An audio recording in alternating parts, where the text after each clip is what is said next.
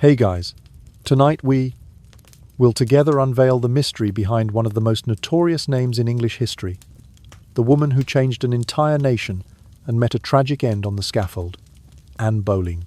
Was she a martyred innocent, a cunning schemer who used sex to manipulate the king, or simply a victim of a harsh court and the ruthless desire of the man she married? As the years have passed, the name Anne Boleyn remains like a thin mist around English history, both glittering and thorny, both celebrated and damned. People take turns calling her a martyr, a schemer, a victim, a homewrecker, while Mary Boleyn, Anne's elder sister, is more obscure, often dismissed by history as a fool, her infamy overstated. But when we close our eyes and breathe slowly, we find those labels too loud. Both were ordinary people with desires, fears, and flaws. However, every certainty about them is fragile. Anne's most famous portrait was not painted in her lifetime. The only image attributed to Mary might now be of someone else, perhaps even Anne. Even their birth years are vague, because in a society focused on recording sons, daughters were easily forgotten. The Boleyn family was not low-born, but only belonged to the middling aristocratic class. Thus, no one bothered to precisely record the birthplace and date of birth for the two sisters. People tentatively guess Mary is the elder, based on some documentary evidence. When Anne was later granted a title, she was merely called one of the daughters of Thomas Boleyn, not the eldest daughter. Their childhood began at Blickling Hall near Norwich, then extended in the cool, humid air of Kent at Hever Castle, the manor their father, Thomas, an ambitious diplomat, had ensured his daughters received a proper education, not just needlework, but also language and arithmetic. In the quiet breeze of Hever, Anne was seen as sharp, showing an early intellectual brilliance, while Mary seemed softer, warmer, a gentle charm rather than a blazing flame. And so, very early on, fate opened up two different paths for the two sisters. So, before you get comfortable, take a moment to like the video and subscribe, but only if you genuinely enjoy what I do here. Don't forget to let me know where you're tuning in from and what your local time is right now. Let's share this relaxing moment together. Today, we will delve into the formative years of Anne Boleyn at the courts of Europe and how their differences pushed the two sisters toward contrasting destinies. Now, dim the lights, maybe turn on a fan for that soft background hum, and let's ease into tonight's journey together. As the centuries drift by, the name Anne Boleyn lingers in English history like a wisp of smoke, shimmering and sharp, both sanctified and damned. She has been called a martyr, a manipulator, a victim, a homewrecker. Every generation has tried to fit her into a shape that makes sense, saint or sinner, witch or woman. Yet when we close our eyes and breathe slowly, the noise fades, and what remains is simpler, softer, a woman made of flesh and fear, ambition and doubt. And beside her, half hidden in the shadows of the same story, stands her elder sister Mary Boleyn. If Anne is a flame that dazzled and burned out, then Mary is the faint ember that glows quietly, often mistaken for ash. History, impatient with silence, has called her foolish, notorious, and wanton. But those labels, too, are louder than truth. Almost everything about the Boleyn sisters dissolves at the edges. Even their faces, their dates of birth, their first words, all lost in the mist of incomplete records.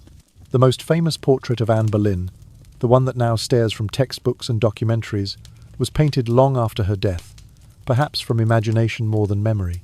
The single portrait once believed to be Mary is now thought to depict someone else, perhaps even Anne herself. The calendar of their births is a guessing game. Neither was born into a royal house where every cry of a newborn would be written in gold ink. In Tudor England, only the births of sons mattered enough to record. Daughters were whispers. They existed, but quietly. The Boleyns were not poor, yet not great nobles either. A family rising fast, not yet fixed among the mighty. Their father, Thomas Boleyn, was a man of languages and diplomacy, clever enough to see that ambition needed polish. Around the year 1505, he inherited the family estate Hever Castle in the damp green heart of Kent. There, under the low grey sky and soft drizzle, the childhood of the sisters unfolded like a half-lit painting. Some say they were born at Blickling Hall near Norwich, before the family moved south. Others believe their first cries echoed from the very halls of Hever itself. The truth, like so much about them, remains elusive, but the feeling is certain. They were children of a house that dreamed higher than its walls. Thomas Boleyn was no idle gentleman. As a courtier and ambassador, he had watched the European courts glitter with wit and education, and he wanted that shine for his children, even the daughters. So, unlike many fathers of his rank, he opened books for them. They learned needlework, yes, but also numbers, music, manners, perhaps a touch of Latin. For girls of their time, that was rare, almost radical. Their mother, Elizabeth Howard, came from a noble family, the Howards of Norfolk, and gave them lineage enough to stand tall, but not protection enough to stand safe. Those who later remembered Anne always spoke of her quickness, her dark eyes bright, her tongue nimble, her mind always one step ahead. She was, they said, precocious, curious, a little too forward for comfort. Mary, in contrast, was gentler, her beauty soft and golden, her smile easier, her thoughts perhaps less guarded. In the quiet gardens of Hever, one might have seen them walking, Anne quick and restless, Mary trailing behind, humming softly to herself. No one then could have guessed how far their paths would part, how the same family blood would lead one sister to a crown and the other to obscurity. The world around them was changing. The 16th century was still young, restless with new ideas, dangerous with ambition. Kings wrote letters to popes. Explorers wrote maps over oceans.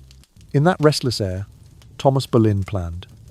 He would use his skill, his daughters, his charm, whatever fortune offered to raise the family name higher. For in Tudor England, to stay still was to sink. And so, under the green ivy of Hever Castle, the two girls grew, watched, and learned. The smell of ink and wax from their father's study mixed with the scent of damp roses from the garden. Latin words and laughter floated through the halls.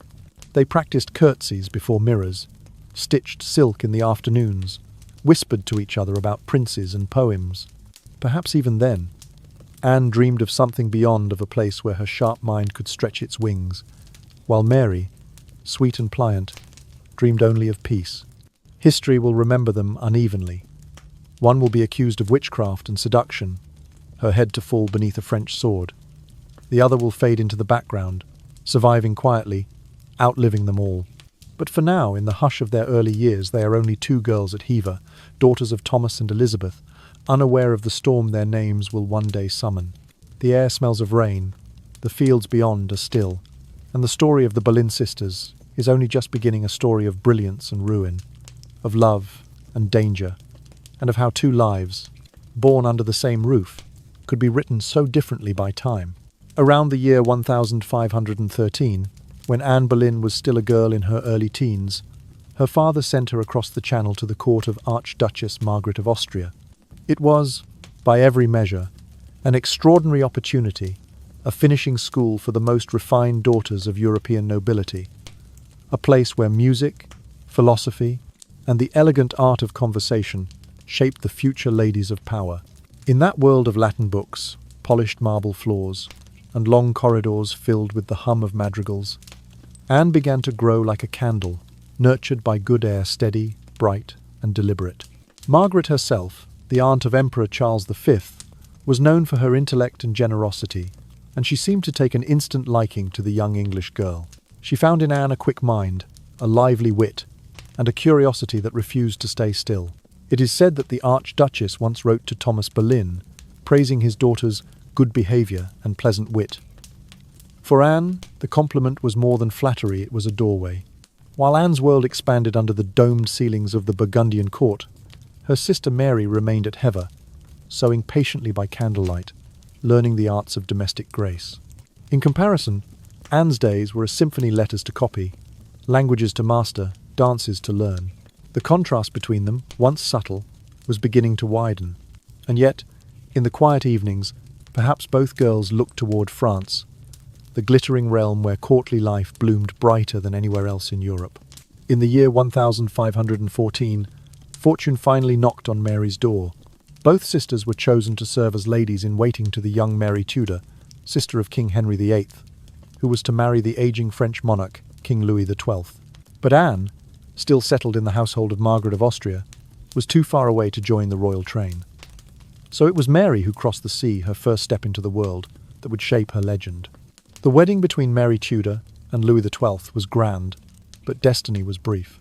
Less than 3 months after the marriage, the French king was dead, leaving the new queen widowed and surrounded by courtiers whispering of succession. The crown passed to his cousin, Francois I Young, magnetic and famously indulgent in pleasures of the heart. Soon, the English ladies who had followed their queen found themselves adrift in a foreign court that glittered and devoured in equal measure. Not long after, Anne too arrived in France, summoned to serve among the women of the new royal household. The court she entered was not a quiet one. It was a world where elegance and intellect could be as dangerous as beauty, and where women like Louise of Savoy, the king's mother, wielded influence equal to any minister. Anne watched, learned, and adapted. She listened to poets, debated with artists, observed the cunning grace of noble women who navigated politics with the turn of a smile. Those years, 7 in total, would leave a permanent mark upon her. The cadence of the French tongue, the fashions of silk and pearl, the habit of wit sharpened by danger, all of these would travel back with her to England, shaping her into something the English court had never seen before. Mary, meanwhile, followed a more uncertain path. Francois I, the new French king, was renowned for his appetite for charm and beauty. His court was a theatre of temptation, and Mary, with her fair hair and open demeanour, soon caught his attention. Some said she was his mistress. Others, that her reputation was exaggerated by gossip and envy. What is known is that by the middle of the decade, Mary disappeared from official record, vanishing from both the English and French courts. Historians later speculated that she had been quietly sent away to the home of a French noble family, hidden from sight until her reputation could heal. When her name next appears, it is in England, on the 4th day of February, in the year 1520. That was the day she married William Carey, a gentleman of the king's privy chamber. Handsome, respectable, well-connected. King Henry VIII himself attended the wedding, a gesture of honour that, in hindsight, carried the quiet shadow of prophecy. For not long after, Mary became the king's mistress. In Tudor England, where power moved like the tide and women at court were both admired and exposed, saying no to a monarch was a perilous act. Whether Mary had any true choice in the matter is unclear. What is certain is that her life changed. Behind the splendour of banquets and jewelled gowns was a silence. Only women of her station could understand the silence of knowing that their beauty was both their weapon and their ruin. Mary had stepped into a current she could not control, while across the channel, her sister Anne was still learning to swim in the dangerous waters of courtly ambition. In those years, neither could have imagined how tightly their fates would entwine, how the sister who once waited in the background would one day outshine them all, even as the cost grew unbearable. The air of France, scented with rosewater and intrigue, would follow Anne home, and the memory of that world of queens, poets, and secret glances would shape every step she took from then on. In the year 1522, as the fragile peace between England and France began to crumble, Anne Boleyn was recalled from the French court to serve once more under the English crown. She returned home not as the girl who had left, but as a woman transformed, graceful, intelligent, and touched by the refined air of France. Her speech was polished, her gestures measured, her attire more elegant than anything seen at Henry VIII's court. Even among the glittering ladies of London, she stood apart. The rhythm of her French education lingered in every movement. Her charm was deliberate yet natural, her wit quick but not cruel. Within weeks of her return, whispers began to circle through the corridors. The king's mistress, Mary Boleyn, had been quietly outshone by her younger sister. By the year 1526, Henry finally noticed Anne not as another lady of the court, but as something entirely new, a woman he could not command so easily. His fascination deepened swiftly, almost feverishly. He sent her jewels, silks, and written promises, each more lavish than the last. He wrote letters filled with longing and reverence, declaring that he had been struck by the dart of love. It was a courtship unlike any other he had pursued. Yet, for all his royal insistence, Anne refused him. She would not, she said, be another mistress.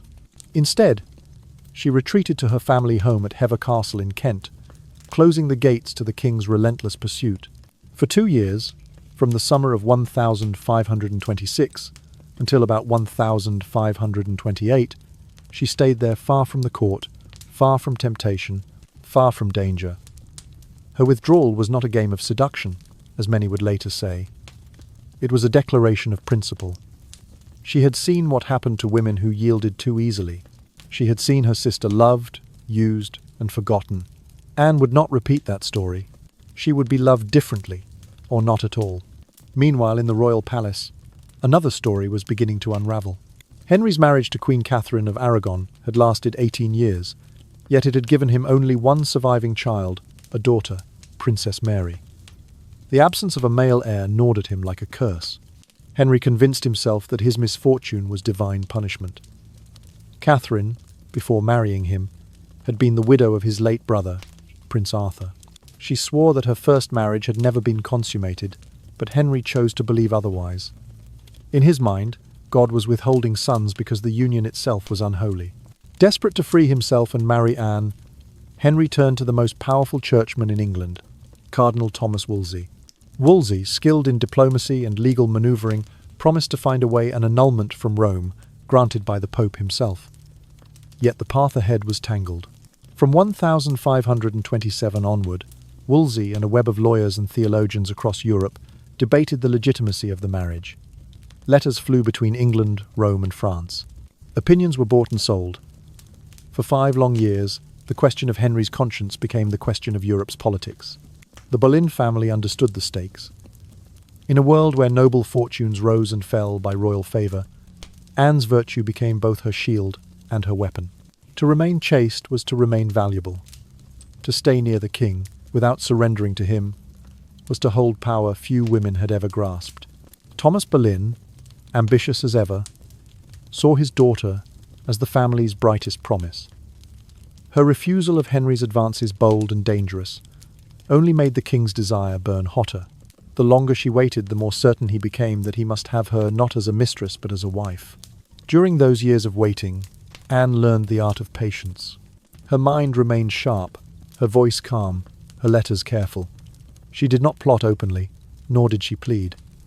When courtiers tried to read her thoughts, they found only silence and a smile. The women of the court whispered that she was proud. The men called her cold. In truth, she was only cautious. She had learned in France that power comes not from passion but from control. As Henry's obsession deepened, the court began to change. The Queen's presence grew lonelier, her allies thinner. Even the clergy, once united under the authority of Rome, began to divide in quiet sympathy for the king's cause. Behind locked doors, scholars cited the book of Leviticus.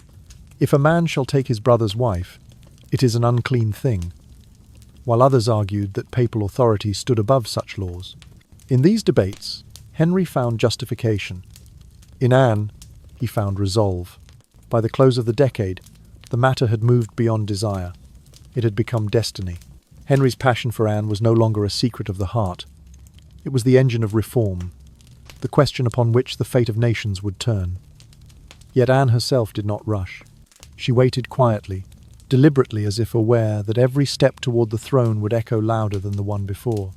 And so, in the still air of Hever, with the faint scent of damp earth and parchment around her, she held her ground, unknowing that her patience would soon shake the very foundation of Christendom. In the summer of 1528, a deadly plague known as the sweating sickness swept across England like a poisonous wind. It struck swiftly and killed within hours, sparing few of those it touched. Anne Boleyn fell ill, her body burning and trembling beneath the fever. For a time it seemed she would not survive. Courtiers whispered prayers. Messengers rode to and from Hever Castle with anxious updates. King Henry VIII, frantic and sleepless, sent physicians and letters filled with fear and devotion. When news came that Anne had recovered, his sigh of relief seemed to echo across the court, a breath heavy with both love and obsession. But for Mary Boleyn, the same summer brought only loss. On the 22nd day of June, her husband, William Carey, succumbed to the sickness. He left behind 2 small children, Catherine and Henry, and a widow with dwindling income and fading favour. The court moved on, as courts always do, but Mary's grief was real and quiet. Her fortunes, once tied to the king's attention, had long since dimmed. Now, she faced a future, uncertain and alone. Anne intervened. She persuaded the king to grant her sister an annual pension of £100, a generous sum for a woman fallen from grace, and took personal charge of Mary's young son, Henry Carey. By caring for the boy, Anne eased her sister's burden and perhaps soothed her own conscience. It was one of the few moments of tenderness in a family more often bound by ambition than affection. Yet even as she reached out, storms were gathering around her. Henry's long campaign to annul his marriage to Catherine of Aragon had stalled. For nearly 5 years, Cardinal Thomas Wolsey, the king's most powerful minister, had laboured to secure the papal approval needed to dissolve the union. He had failed. Rome, under the watchful eye of Emperor Charles V, Catherine's own nephew, refused to grant permission. Henry's frustration turned to rage. To him, Wolsey had become an obstacle, a man who underestimated Anne's influence and the depth of the king's resolve. In the autumn of 1529, Wolsey was stripped of office and ordered to return to London to answer charges of treason. He never arrived. On the 29th day of November, he died on the road at Leicester Abbey, exhausted, disgraced, and broken. Into the void stepped Thomas Cromwell, Wolsey's former protégé. Cold, sharp-minded, and utterly pragmatic, Cromwell understood power not as ceremony but as machinery, something to be taken apart and rebuilt. Where Wolsey had bowed to Rome, Cromwell saw an opportunity to sever the connection entirely. England, he argued, could stand alone. With Anne's encouragement, Henry declared himself the supreme head of the Church of England. The break with Rome was no longer a threat, it was a fact. By the year 1531, Queen Catherine had been dismissed from court. She would never again see her husband. Anne, meanwhile, stood at the centre of a new world being born, one in which the king's desire and divine law seemed to blend. Early in the year 1533, with the annulment finally secured through Cromwell's manoeuvring, Henry and Anne were secretly married. Most historians believe the ceremony took place on the 25th day of January, within the private chapel at Whitehall Palace. It was a hurried affair, attended by only a few witnesses. Anne was already pregnant. 6 months later, London erupted in celebration. From the first day of June, a 4-day coronation festival swept through the capital. Barges glided down the Thames, draped in banners of crimson and gold. Streets were lined with garlands, stages rose at every turn, and actors performed scenes of triumph and fertility. The city was alive with sound drums, trumpets, and the steady murmur of thousands who had gathered to watch the new queen pass.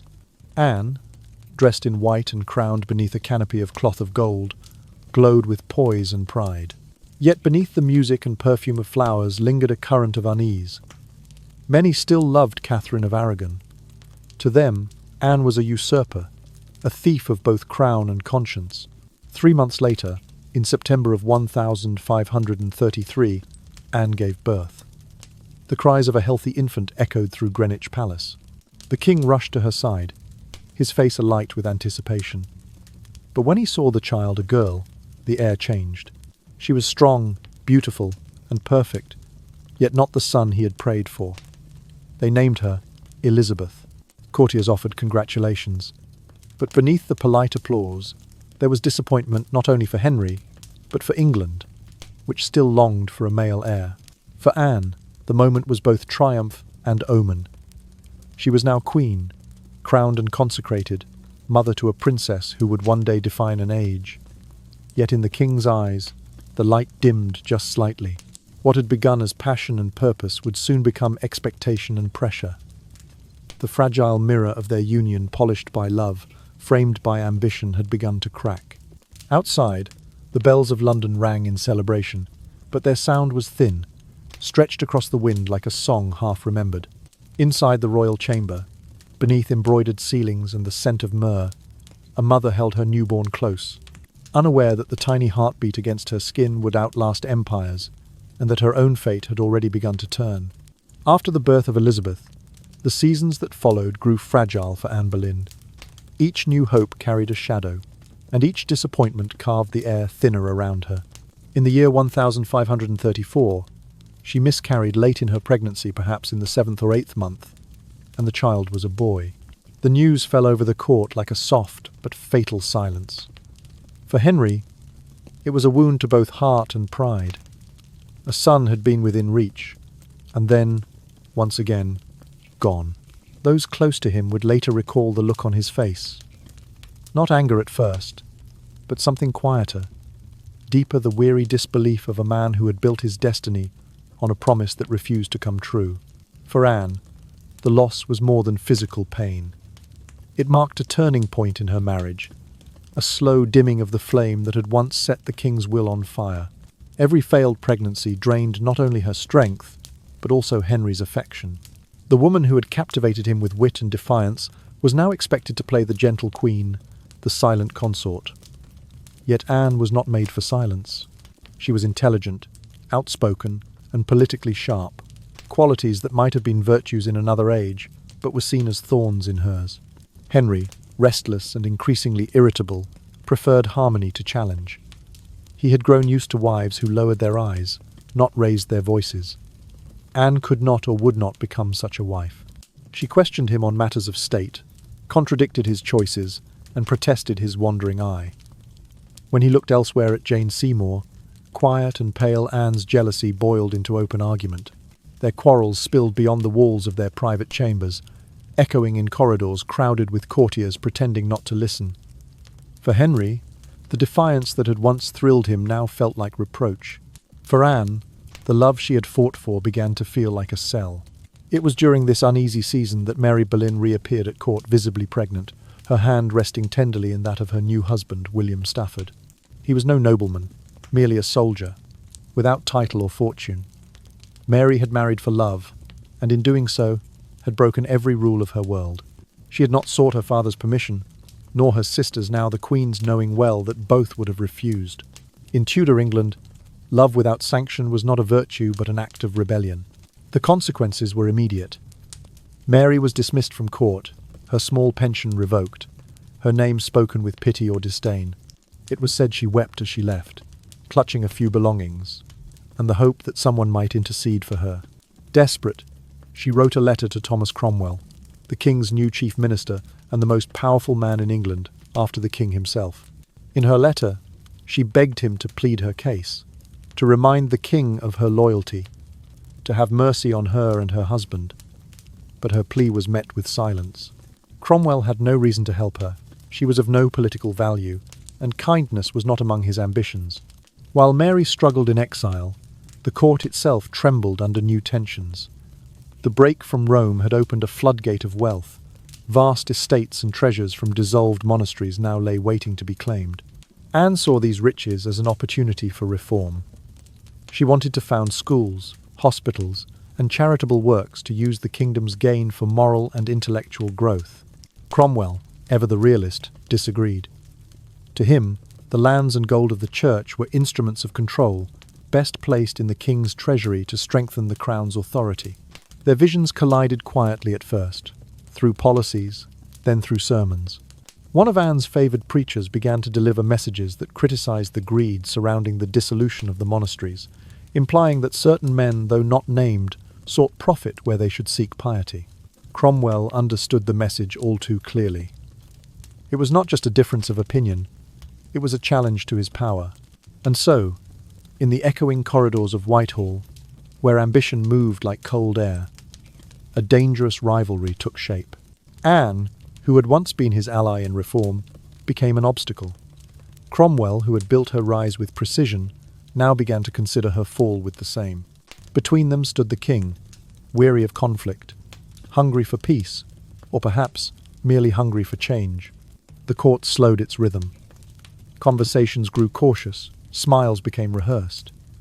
The musicians still played, but their melodies felt thinner, as though the notes themselves sensed what was coming. Outside, spring softened into summer. Inside, the air turned brittle with unease. It was the calm before a storm, the kind that did not roar but whispered first, a pause long enough for everyone to draw breath, before history exhaled and took Anne Boleyn's world apart. The more Anne resisted, the more Henry pursued her, and the more he pursued, the deeper he fell into obsession. Each refusal from her only fanned the fire within him.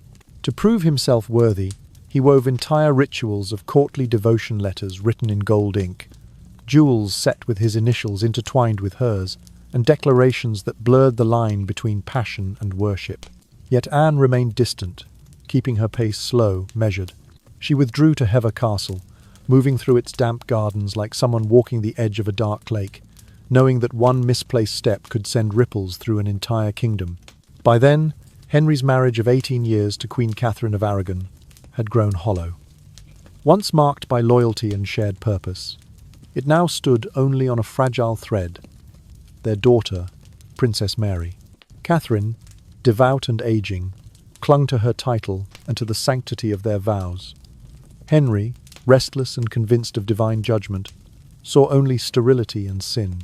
He believed that God punished him for marrying his brother's widow, no matter how Catherine swore her first marriage to Prince Arthur had never been consummated. He wanted freedom, not only for desire, but for legacy. Cardinal Thomas Wolsey, the king's longtime minister, tried to obtain papal approval for an annulment.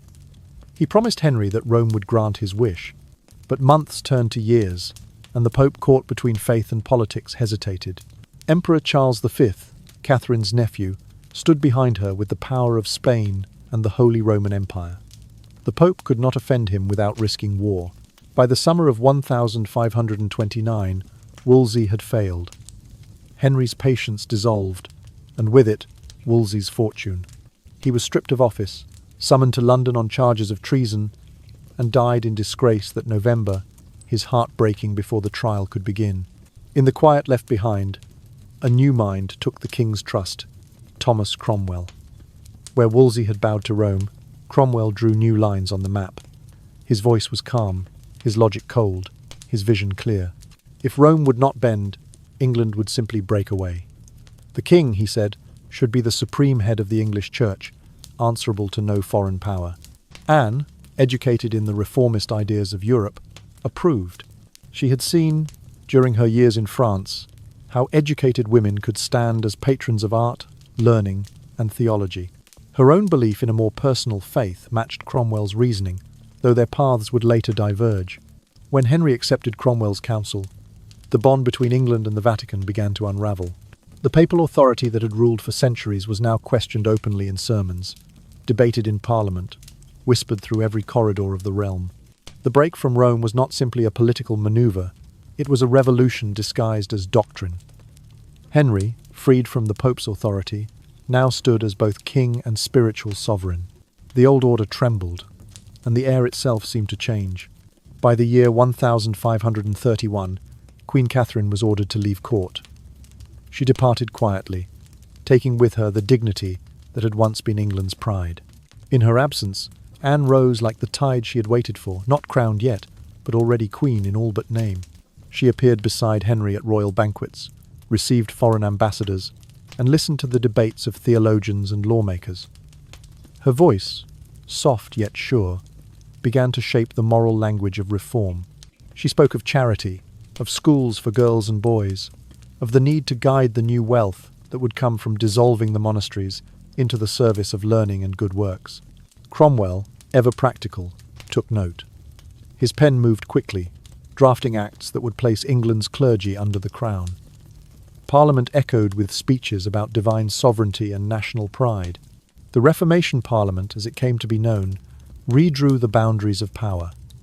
By the beginning of 1533, the final knot to Rome had been cut. That winter, beneath grey skies and a hush of secrecy, Henry and Anne were married. Historians place the ceremony on the 25th day of January, within a private chapel at Whitehall. It was an intimate affair, a handful of witnesses, a promise spoken softly, and the weight of an empire resting on a single word. Yes. Anne was already carrying the king's child, and the need for legitimacy pressed heavily upon them both. When Parliament passed the Acts of Succession, declaring the marriage valid and the Pope powerless, Anne was no longer simply the king's choice, she was his destiny. Plans began for her coronation, the golden seal on a new world. The preparations filled London with noise and colour. Tailors, musicians, carpenters, and heralds worked day and night. The city dressed itself for spectacle. In June of 1533, the coronation arrived like a fevered dream. Barges sailed the Thames in procession, their banners reflecting the sunlight like liquid fire. Crowds filled the streets. Bells pealed from every steeple. Yet within the cheering lay murmurs of dissent. Many still whispered Catherine's name, calling her the true queen. Anne, seated beneath a canopy of gold cloth, knew the adoration around her was thin and trembling. Still, she held her head high, as if she could will her world into permanence. The court seemed to pause between two heartbeats, one of triumph, one of foreboding. Letters flew across Europe, poems were written, sermons proclaimed. Hever and London, the calm and the storm, seemed to merge through the mist of anticipation. And in that mist, Anne waited, serene and sleepless, holding within her the hope that would soon be born, believing still that the promise of a son might redeem every sin, every silence, and every shadow that followed her name. Anne's coronation in June of 1533 unfolded like a tapestry woven with gold thread and shadow. For 4 long days, London became a stage set for majesty. On the first day, the River Thames shimmered beneath the summer sun as barges glided downstream, their silken banners fluttering in the warm breeze. The royal procession stretched endlessly, a floating world of trumpets, drums, and colour. Along the riverbanks, crowds gathered shoulder to shoulder, craning their necks for a glimpse of the new queen. Above the hum of the water came waves of cheers that broke and rolled like the surf in midsummer. Anne sat in her barge beneath a canopy of cloth of gold, her dark hair gleaming beneath a jewelled crown. She looked outward serene, poised, and radiant, yet behind her composure there must have been a whisper of unease. Every eye upon her carried its own unspoken story. Curiosity, envy, devotion, or quiet scorn. Many among the crowd still mourned Queen Catherine, whose grace had once steadied England. Others stared at Anne as though she had stolen not only a husband but a faith. The air was thick with the double weight of admiration and accusation. As the procession moved through the city, scenes of triumph appeared at every turn. Actors in crimson velvet recited verses. Fountains poured wine. Children dressed as angels scattered petals on the cobblestones. The streets smelled of flowers, wax, and horsehair. It was the grandest coronation London had ever seen, a celebration intended to dazzle away all doubt. Yet even amid the splendour, murmurs ran through the crowd, the whispers of those who believed no blessing could rest upon a crown born of broken vows. Mary Boleyn, Anne's elder sister, returned to court to serve among the new Queen's ladies in waiting. She moved quietly through the festivities, unnoticed by most. Once a figure of gossip in both French and English courts, Mary now seemed ghost-like, a woman made of silence. In a private letter, she confessed her loneliness. "The world sets so little by me." It was a simple line, yet it trembled with the sorrow of someone who had once been seen and then forgotten. Watching her sister ride past in gold and ermine, Mary must have felt pride, perhaps even love, but also the ache of standing forever in another's light.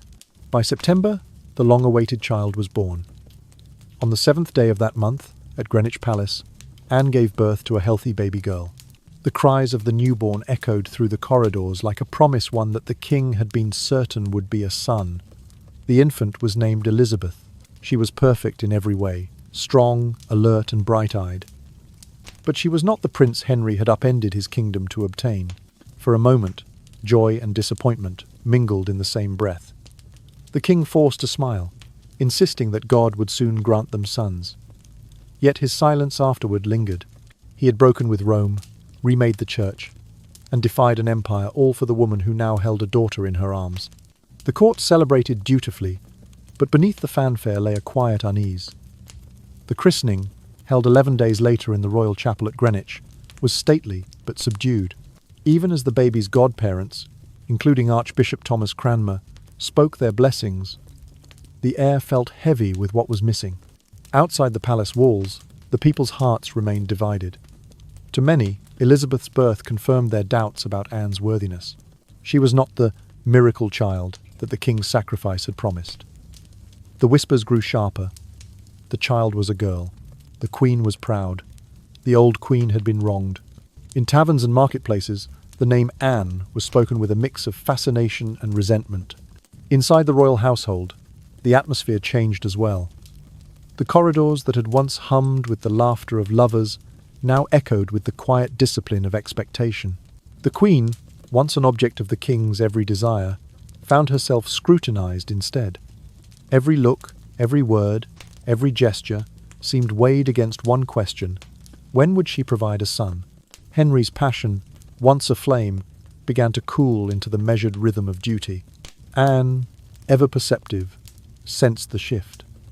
She still carried herself with elegance, still attended to affairs of state and charity, but something in her gaze had softened or hardened.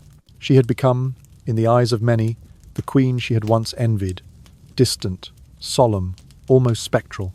Each evening, when the palace grew quiet and candles burned low, she would sit near her daughter's cradle. There, between two flickering lights, one for glory, one for obligation, she listened to the small, even breaths of the child who had changed everything. The sound was steady, like the ticking of time itself. Beyond the windows, the Thames flowed dark and silent, carrying the reflection of her crown in broken ripples. London slept, unaware that the infant lying in that cradle would one day rule the kingdom her mother had died to win.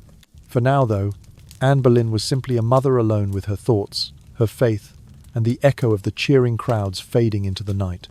After Elizabeth's birth came seasons of fragile hope, each swelling of Anne's belly, a prayer whispered across England, each loss a sigh that hollowed the air of the palace. Every time her body failed her, Henry's patience frayed a little more, his love shrinking behind a wall of disappointment. The late miscarriage, the one that stunned even the most hardened courtiers, was said to have been a boy. If true, the dream that had upended kingdoms and churches had slipped away in an instant, vanishing like mist before dawn. Anne bore the pain in silence, but within her the conflict deepened. Once the daring outsider who had defied convention, she was now expected to play the part of a dutiful queen, mild, compliant, and unquestioning. It was a role her mind could not inhabit. Her wit was still sharp, her convictions still burning. She wished to guide policy, to influence the reforms she had helped bring about, to speak for learning and compassion in a court thick with ambition. Yet every word she spoke seemed to echo too loudly. Every gesture was examined for pride. Henry, once enchanted by her courage and defiance, now longed for gentleness, or at least for quiet. He had fallen in love with a storm, but now he wanted calm seas. The very fire that had once drawn him to Anne now scorched him with unease. She was too clever, too opinionated, too unwilling to nod when she did not agree. The king, who ruled all men, had never learned to live beside a woman who refused to bow. As the months passed, tension found its way into public view. When Henry's gaze lingered too long on another lady of the court, Anne's temper flared. There were quarrels in corridors, sharp words before servants, and one unforgettable moment when she scolded him before his courtiers. The king's jaw tightened, the room fell silent, and something invisible, the last thread of indulgence, snapped. Henry withdrew into himself, his affection turning to formality, his desire for Anne replaced by a craving for peace. That peace soon took shape in the quiet figure of Jane Seymour. She had been one of Queen Anne's attendants, pale, composed, and cautious. She smiled softly, never contradicted the king, and knew how to be still. To a man weary of turbulence, she appeared as a cool ribbon of silk across fevered eyes. By the end of 1535, Jane Seymour had become the name whispered in every corner of the court, the mirror image of everything Anne was not. Anne, meanwhile, kept to her work. She remained a patron of learning and charity, urging that the vast wealth taken from dissolved monasteries be redirected toward education and the poor. She spoke of schools for girls and hospitals for the sick, but her words met a wall, the quiet, immovable will of Thomas Cromwell. The king's chief minister had his own vision. The wealth of the church should flow into the royal treasury, strengthening the crown and, by extension, himself. What Anne saw as moral duty, Cromwell saw as political danger. The rift between them widened. At first it was a matter of opinion, then of power. Cromwell, shrewd and calculating, sensed that the Queen's influence over the king was waning. He began to wait, to watch, to plan. Anne's chaplains and allies preached sermons condemning greed and corruption, and though they named no names, everyone at court knew who they meant. Cromwell's patience hardened into resolve. He could not allow the Queen to stand between him and the King's favour, not when the entire future of England's wealth was at stake. In those same months, Henry himself began to change. The energy that had once filled the court with noise and laughter turned inward. He grew moody, unpredictable, his temper snapping without warning. The courtiers learned to speak in whispers, their steps soft on the stone floors. They could feel it, the air growing heavier, the pace of things slowing. The palace had become a clock ticking towards something inevitable, though no one dared to name it. Anne still held her head high, but those who looked closely saw fatigue in her eyes. Not just the weariness of loss, but of knowing she stood on ground that was beginning to give way. Her honesty, her unwillingness to flatter, her insistence on being heard once her strengths were now her vulnerabilities. Henry avoided confrontation. Cromwell built alliances in silence, and Anne continued to speak truth into a room that no longer wished to listen. The rhythm of the court became low and ominous, like a drumbeat carried from far away, slow, steady, and dark. It was the sound of something coming. The King's weariness, Cromwell's cold anger, and the Queen's unbending spirit formed a harmony no one could mistake. It was not yet a storm, not yet a verdict, but it was music all the same. A dirge composed in secret, marking time until a crown would fall and a blade would rise. While Anne was enduring one weary, anxious season of pregnancy after another, her sister Mary made a choice so small in gesture and yet so vast in consequence that it seemed to defy the entire logic of her age. She married for love. Her husband, William Stafford, was neither noble nor wealthy, merely a soldier, honest, plain and loyal. There was no title before his name, no estate behind it. In a world where marriages were transactions of lineage and property, Mary's act was almost unthinkable. She asked permission from no one, not from her father, Thomas Boleyn, and certainly not from her sister, who now wore a crown. She already knew what their answer would be. The punishment came swiftly, like rain sliding off a roof in sudden storm. Mary was dismissed from court, her modest pension revoked, her name struck from the rolls of royal service. Those who had once smiled at her now turned away. For a woman once accustomed to courtly laughter and candlelit chambers, the silence that followed must have been deafening. In her exile, with pride still clinging to her like the last light of evening, Mary wrote to Thomas Cromwell, the man who had once been her family's greatest ally. The letter was humble, almost trembling in tone. She pleaded not for luxury, but for mercy, not for privilege, but for simple restoration. She reminded him of her loyalty, of her love for her sister, of her husband's good character. "Good Master Secretary," she wrote, "sue for us to the King's Highness and beseech his grace to have pity on us." But her words vanished into silence. No answer came.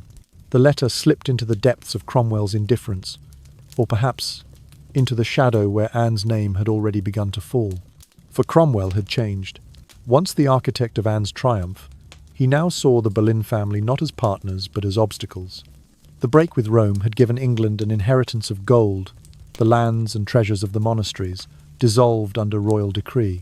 To Cromwell, this was the foundation of a new power, wealth that could fill the king's coffers, fortify his government, and cement his rule. To Anne, it was a divine chance to renew the kingdom's conscience, to build schools, hospitals, and almshouses where prayer had once been spoken. Her ideals were sincere but inconvenient. A queen could inspire, but she could not command.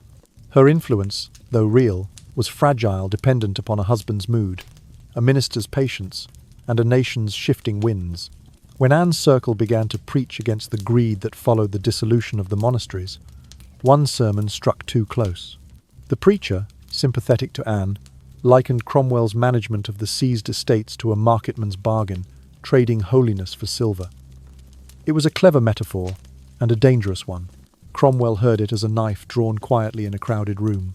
From that moment, the line between disagreement and threat disappeared. In the logic of Tudor power, threats were not debated, they were erased. Cromwell understood this better than anyone. He began to gather fragments, whispers from servants, glances exchanged in corridors, stray remarks from courtiers who resented Anne's sharp tongue or her French airs. He kept notes, names, incidents, rumours, each one small enough to be dismissed, yet together forming a noose. At the same time, the king himself was drifting. Jane Seymour, the gentle shadow in the Queen's household, grew brighter in Henry's eyes. Her stillness calmed him. Her modesty soothed his pride. She did not argue, did not question, did not demand. To a man who ruled by force yet longed for peace, she seemed a promise of rest. Cromwell, ever observant, understood what the king desired and what must vanish to make room for it. Anne's every gesture was now scrutinized for fault. Her laughter became arrogance, her silence suspicion. Those who once bowed too deeply now bowed too briefly. The corridors of the palace, once filled with music and talk, seemed to absorb her words and return them as echoes of doubt. The Queen was losing not only her husband's heart but the rhythm of her own court. And somewhere beyond those walls, Mary lived quietly with her husband, her hand resting over the life growing inside her. She could not have known that her choice made from love, from rebellion, from the simple desire to live freely had become part of the machinery of her sister's undoing. In refusing to play the game, Mary had stepped off the stage entirely, and her absence left space for others to write a darker play. Cromwell, watching from the shadows, was already composing it. He understood how power works, how reputations rot, how envy can be dressed as justice, and how swiftly a story can become a verdict. He would not strike until the pattern was perfect, and so the court settled into a terrible stillness. The Queen continued her charities, the King continued his hunts, and Cromwell continued to smile. Yet beneath the polished silence, the ground was shifting. A blade, though hidden, was already being sharpened. Somewhere in the quiet, one could almost hear it faint, rhythmic, inevitable, the sound of steel sliding against stone.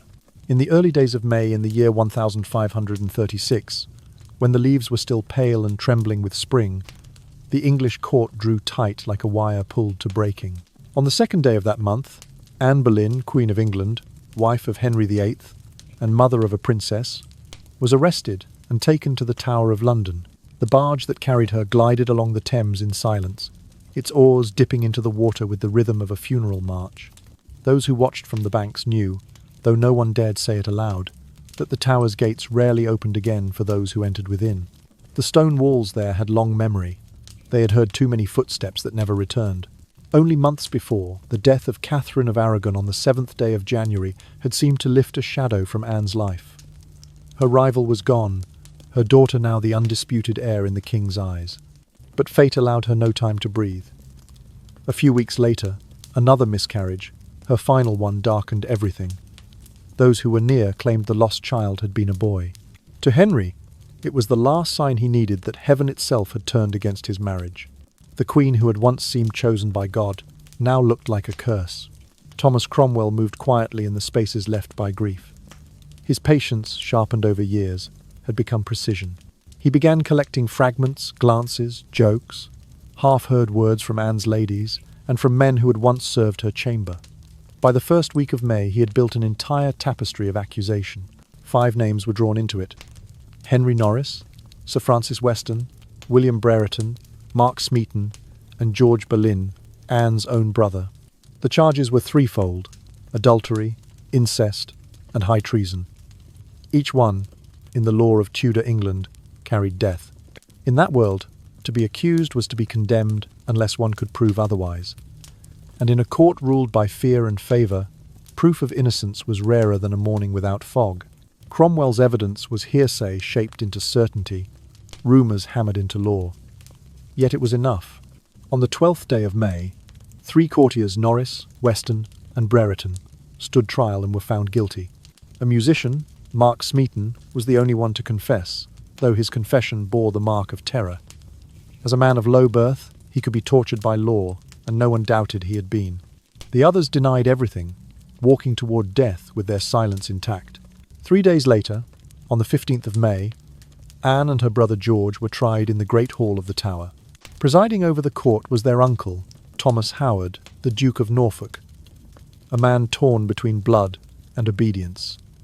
But in Tudor England, family was no shield against royal command. The verdict had been written long before the trial began. Anne stood before her judges, pale but unbroken. Witnesses described her voice as calm, her answer clear. She denied every charge, swearing she had been a faithful wife, a loyal queen, and a servant to her king. Her brother, accused of the most unspeakable crime, likewise refused to confess. When the sentences were read death by beheading for both, Anne did not cry. She bowed her head and thanked the court for its fairness. In that moment, even her enemies could not help but feel the chill of her composure. On the morning of the 19th of May, the tower bells rang softly in the mist. Henry, from a distance, had granted Anne one final mercy. She would not die by the axe, but by the sword, the method of execution reserved for nobility in France, swift, precise, and clean. She walked to the scaffold dressed in grey damask, her hair gathered beneath a linen coif. The crowd was still, only the wind moved. Anne knelt upon the straw, folding her skirts carefully around her so that no modesty would be lost in death. She looked toward the sky for a moment, then spoke.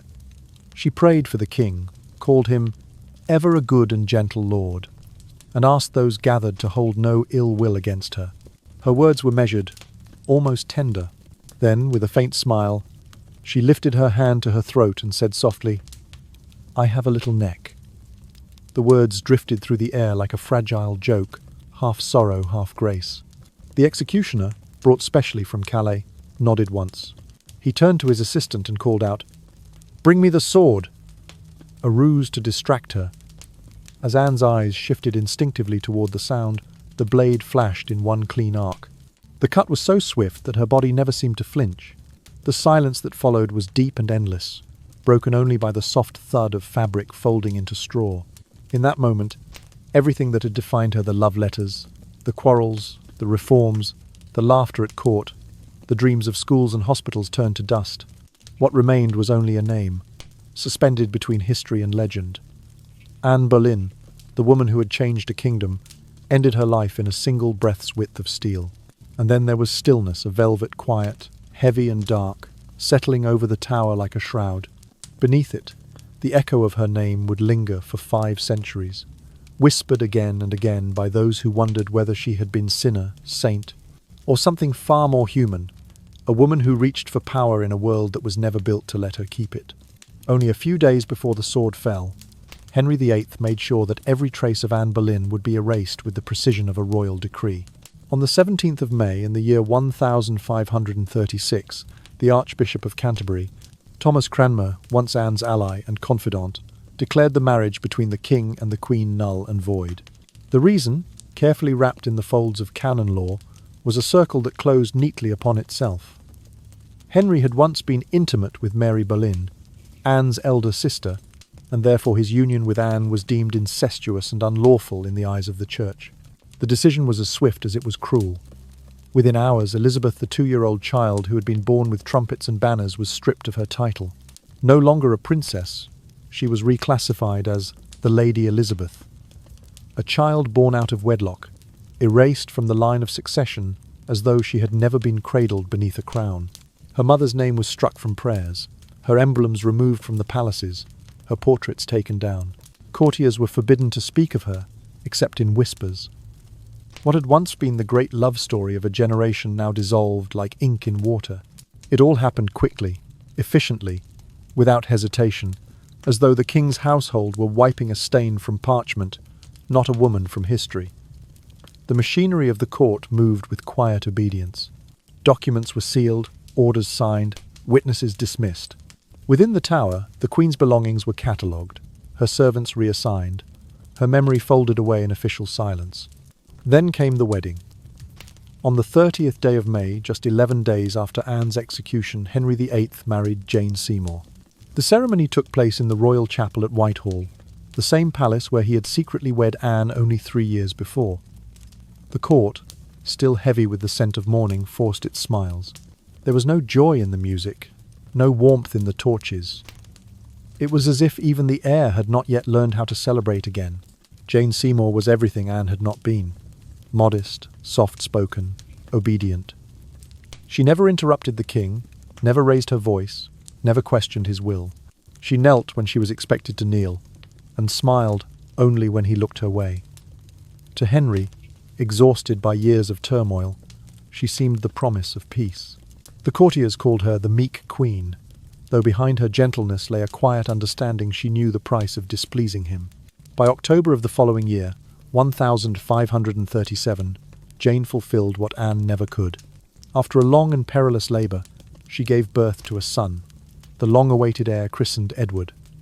Bells rang across London, cannons thundered, and bonfires blazed from hill to hill. For a brief moment, Henry believed his world had been set right again. The boy was the living symbol of all his sacrifices, proof, in his mind, that God had forgiven him. But joy in Tudor England was always fleeting.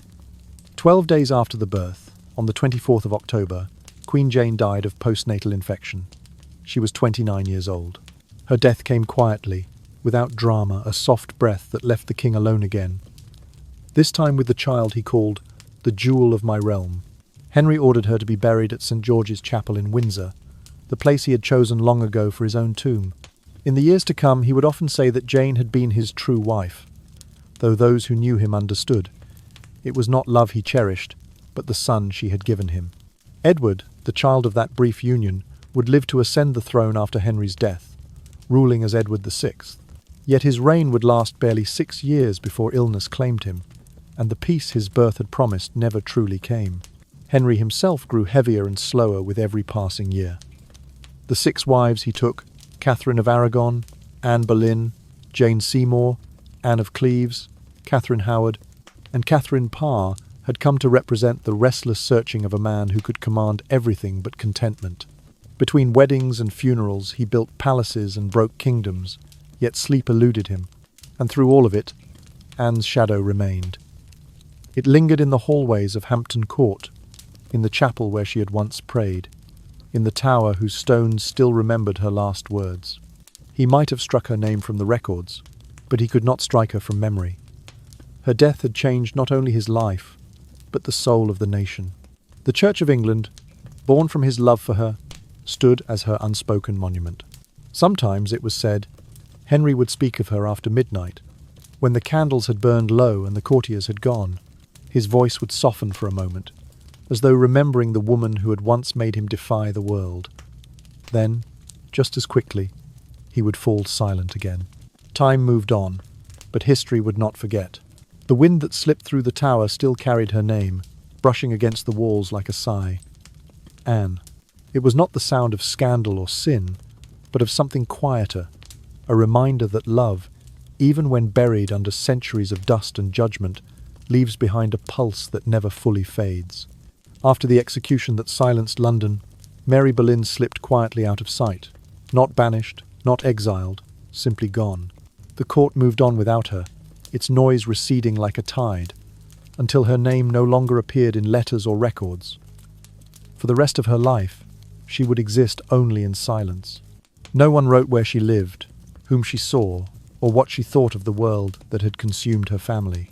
The gossip of the court forgot her, and history, always eager for tragedy over endurance, turned its gaze elsewhere. When her father, Sir Thomas Boleyn, died in the year 1539, Mary inherited the family estate of Hever Castle in Kent. After years of uncertainty and disgrace, she was suddenly a woman of property wealthy, in name if not in company. Yet the wealth must have felt like an echo of something she had already lost. The great stone house, with its moats and quiet gardens, held too many ghosts.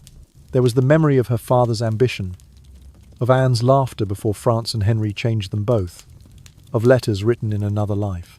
Hever, once a home to rising dreams, became instead a refuge from the world's noise, a place where no one came to call, where even memory seemed to walk on tiptoe. The records fall still after that. No chronicler noted Mary's presence at court. No letter mentioned her returning to London. No rumour suggested that she ever visited the tower where her sister had died. It is possible she never did. Perhaps she knew that some griefs are too large to face, and that silence itself can be the only act of remembrance. Those who had once called her foolish would never know how deeply she understood the cost of survival. She had been born into a family that reached too high and fell too far. She alone learned to step away before the fall came for her. Once dismissed as the dullest of the Boleyns, she had outlived them all: her brilliant sister, her charming brother, her powerful father. It was not wit or luck that saved her, but the quiet instinct to stop fighting when the world demanded blood. With her husband, William Stafford, she lived modestly. Their marriage, condemned at first as reckless, seems to have been peaceful, a small and steady life built on affection rather than ambition. There were no royal titles, no court intrigues, no letters sealed with crimson wax. Only the ordinary rhythms of marriage and country life, the turning of seasons, the sound of rain against the shutters, the scent of apple blossom from the orchard. For a woman who had once lived under the eyes of kings, such simplicity may have felt like grace. Mary died on the 19th day of July, in the year 1543, at about 42 years of age. The record of her death is brief, a line in a register, unadorned by comment or epitaph. Her burial place is unknown. No stone marks where she was laid, and no inscription carries her name. Perhaps she lies in some quiet parish churchyard near Hever, or perhaps in the garden of her own estate, where the grass has long since grown over her. In the world of the Tudors, where the measure of a life was too often taken by its spectacle, Mary's obscurity became her salvation. No chronicler could twist her story because there was no story left to tell. While her sister's head had rolled beneath the sword, Mary's days ended in a murmur, not a cry. And yet, in her unrecorded way, she achieved what none of her family had: a peaceful end. The last Boleyn to survive did not rebuild the family's fortune or reclaim its power. She simply lived, and that was victory enough. She had learned, perhaps, that the truest freedom for a woman born into ambition is to step outside it entirely. If we try to picture her now, she stands not in courtly splendor, but in twilight, a quiet figure by a window at Hever, her hand resting on the sill, her gaze somewhere far beyond the orchard. The air outside is still. Perhaps she breathes out softly, as if releasing the last verse of a song that has gone unsung too long. The house holds its breath with her, the same walls that once heard laughter now keeping only silence. In that silence lies the shape of her final triumph. Not fame, not remembrance, but the rare peace of being forgotten. Among a dynasty remembered for its noise, Mary Boleyn's legacy is the whisper left when the storm has passed a life that chose, at last, not to fight, not to rise, not to fall, but simply to rest. History, with its quiet love for irony, kept the final word for itself. Anne Boleyn died beneath a French sword, but her daughter Elizabeth lived to become one of the greatest monarchs England would ever know. 11 years after her mother's execution, on the 28th day of January, in the year 1547, King Henry VIII died. He left behind 3 legitimate children: Edward, Mary, and Elizabeth. By his will, Elizabeth stood third in the line of succession, her name restored to the royal roll after years of disgrace. Yet more than a decade would pass before she would claim her inheritance: years of danger, suspicion, and survival. When she finally ascended the throne on the 17th of November in the year 1558, she was 25 years old, slender, red-haired, and sharp as her mother once had been. In her eyes burned the memory of Anne, though Elizabeth rarely spoke her name. Perhaps she could not. Perhaps it was too painful, or too dangerous, in a court that still carried the ghost of her father's rage.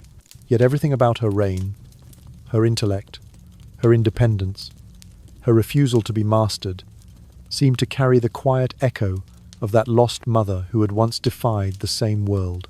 Elizabeth ruled for 44 years, guiding England through an age of renewal and discovery. Under her, the English Reformation found stability, the arts flourished, and the small island kingdom began to look outward to the world. She built her crown not upon inheritance, but upon will, the same will that had once brought her mother to ruin. When she died, childless, in the year 1603, the Tudor line ended. Yet through another branch, a quieter one, the blood of the Boleyns endured. For Mary Boleyn's descendants had not vanished into the quiet countryside as history once suggested. Her children, born of her marriage to William Carey, were raised into favour under later monarchs. Henry Carey became the first Baron Hunsdon, serving faithfully as chamberlain and advisor to Queen Elizabeth herself. His sister, Catherine Carey, married into the Knollys family and became a lady of the Queen's bedchamber, one of Elizabeth's most trusted companions. It was through these lines, the Careys and the Knollyses, that Mary's blood found its way into the veins of England's nobility. Generations later, through careful unions and quiet inheritances, that same lineage would rise again, and today one of Mary's distant descendants sits upon the British throne. So the two sisters, once divided by fortune, found in time a strange kind of balance. Anne's legacy lived in the mind and reign of her daughter, shaping the nation's faith and destiny. Mary's legacy lived in the bodies of her children, her grandchildren, and all those who would come after, winding through centuries until it reached the present day. Viewed from the calm distance of 500 years, they seem like two notes written on the same line of music, one bright and brief, the other low and lasting. Anne was the sharp, dazzling chord that rang out and vanished. Mary, the quieter tone that lingered in the air long after the melody was gone. Both were marked by the same words: sinful, ambitious, bewitching, as though the world could not name women like them without first trying to cage them in language. Yet, beyond the accusations lies something deeper. Both sisters, in their own ways, made choices that women of their time were not meant to make. Anne chose to think, to argue, to reach for power. Mary chose to love without permission, to step away when ambition turned to ash. In a century that measured women by obedience, both were heretics of the heart, and it is for that reason, not for their beauty, nor their scandal, that they endure. Their lives, so different and so intertwined, speak to the same defiance: the courage to choose when the world insists you cannot. Anne's courage burned brightly and was extinguished too soon. Mary's flickered softly and was sheltered by its own stillness. Yet both flames remain. Now, half a millennium later, their names are spoken together again, not as rivals, but as mirrors. One reflects the peril of standing too close to power, the other the quiet victory of walking away from it. Both remind us that history does not belong only to those who conquered, but also to those who survived. In the hush of memory, they are still there. Anne, whose voice once shook the throne of kings, and Mary, whose silence outlasted them all. Two sisters, two paths, one unbroken echo carried by the wind that moves gently through the old stones of Hever Castle, where once, long ago, they were simply girls beneath the same roof, dreaming two very different kinds of freedom. When modern historians unseal the records and read them again, line by line, the dust begins to fall away, and what remains is not judgment, but revelation. The charges, the rumours, the whispered stories about Anne and Mary Boleyn no longer stand as truths carved in stone. They are, instead, reflections of power, of fear, of a world that was written by men and for men. What once looked like moral warning now reads like a mirror, showing how easily a woman's ambition or affection could be twisted into crime. Anne and Mary, so different in manner yet bound by blood, were caught in the same machinery of an age that had no language for women who chose their own paths. One burned brightly and was consumed by it. The other dimmed herself to survive. Both paid the same price in different currencies, one in blood, one in silence. Henry VIII, restless and insatiable, built not only a dynasty but a revolution. His hunger for power, for sons, for immortality, tore England from Rome and reshaped the soul of a nation. Yet within that grandeur, the women who stood beside him became sacrifices. Each wife was a rung on his ladder toward control, each discarded when she could no longer serve the vision that haunted him. Catherine of Aragon, Anne Boleyn, Jane Seymour, Anne of Cleves, Catherine Howard, Catherine Parr, 6 names written like verses of the same dark hymn. Anne was not merely one of them. She was the spark, the beginning of England's religious reformation, the reason the crown became its own church. Yet to the men who chronicled her, she was only the concubine, the witch, the destroyer of virtue. They did not see the mind behind the charm, or the courage that allowed her to stand toe-to-toe with a king. They called her proud because she would not kneel, and cunning because she could think. But what was cunning if not the armour women were forced to wear in a world that refused them swords? Mary, too, was misread, labelled foolish, immoral, weak. In truth, her quiet choices were acts of rebellion in disguise. She refused to trade herself for favour again. She married for love when love was considered a luxury unfit for her class. And when she stepped away from court, she did what few women of her age could do. She survived it. That too was courage, though history seldom calls it by that name. Through the centuries, their images blurred into the mythology of the Tudors, flattened by art, by gossip, by the comfort of simple stories. One became the fallen queen, the other the wayward sister. But behind those labels were two human hearts, beating with the same rhythm, the rhythm of wanting to live as themselves, even when the world punished them for it. The chroniclers who recorded their downfalls were men who believed obedience was virtue and silence was grace. Yet even their own words betray admiration. They could not deny Anne's intellect, her command of language, her wit that matched the finest scholars of Europe. They could not deny Mary's gentleness, her resilience in the face of loss. It is only when time steps back 5 centuries now that we can see them both clearly, not as reflections of Henry's reign, but as mirrors of a deeper truth, that even within oppression, there were women who dared to exist beyond its bounds. If history once condemned them, time has begun to listen differently. The historians of today, the writers, the filmmakers, and the voices that whisper their names in the dark, they all perform a quiet act of restitution. They turn the story inside out, peeling away the layers of scandal to find the pulse of 2 real women. The light that once burned them now illuminates them. Anne is remembered not only as the queen who lost her head, but as the woman who forced England to confront its faith, its monarchy, and its conscience. Mary, forgotten in life, endures through her blood through descendants who walk still in the halls of royalty. Between them, they stitch 2 halves of the same legacy: fire and endurance, voice and silence, revolution and peace. Time, impartial and patient, restores balance in its own way. Not through monuments or coronations, but through curiosity, the kind that makes us open books again, look at portraits again, tell their stories again. Each retelling becomes an act of remembering, a candle lit in a chamber that once belonged to them, and perhaps that is justice enough. Tonight, as the centuries fall away in the hush of this retelling, we can see them not as ghosts of a king's mistakes, but as 2 souls with their own light. The world tried to name them witch, temptress, fool, but those names no longer fit. They were simply women who lived too vividly for the age that held them. And now, 500 years later, they breathe again in every question, every story, every quiet voice that refuses to let them fade. Anne and Mary Boleyn, not footnotes, not tragedies, but echoes still warm, still human, still here. And now, as the story draws to a close, let us slow down together. The rush of kings and queens, of crowns and swords and whispered betrayals, begins to fade like ripples on water after the last stone has sunk. The great halls of Tudor England grow quiet again. The echoes soften, and the air turns gentle. Imagine Hever Castle at dusk. The light through its windows is pale gold, stretching long across the floor. The gardens outside are still only the soft sound of leaves brushing against the evening breeze.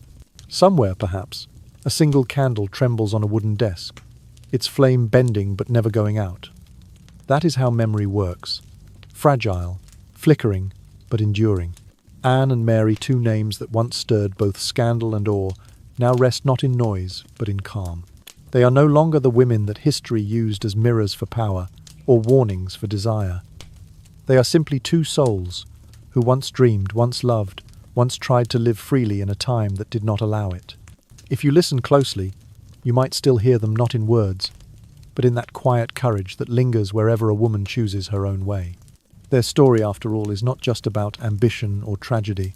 It is about the human will, the need to be seen, the wish to be remembered not for perfection, but for truth. Anne, with her fire, taught the world that a voice, once raised, can change a kingdom. Mary, with her silence, showed that peace can be an act of bravery too. Between them lies a lesson older than thrones and more tender than power, that every life, no matter how brief or how quiet, holds its own light. As the centuries pass, that light has never gone out. It glows softly now in the pages of books, in the brushstrokes of portraits, in the quiet fascination of those who still speak their names. Maybe, in this moment, it glows a little in you too. So, let it rest there.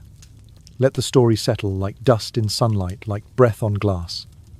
Close your eyes for a moment and feel the calm that follows the storm. You have walked through time tonight, through grief, love, and courage, and you've come safely to the end. And as you drift towards sleep, may the whispers of history keep you company not as ghosts, but as gentle reminders that every ending is just another beginning waiting to unfold. Sleep well, my friend. Let your thoughts grow quiet. Let your heartbeat find its rhythm again. And when morning comes, may you wake with soft wonder, ready for the next story the world has to tell. Good night, and don't forget to subscribe so you can join us again for more stories, more voices, and more nights like this, where the past still breathes, softly, beside you.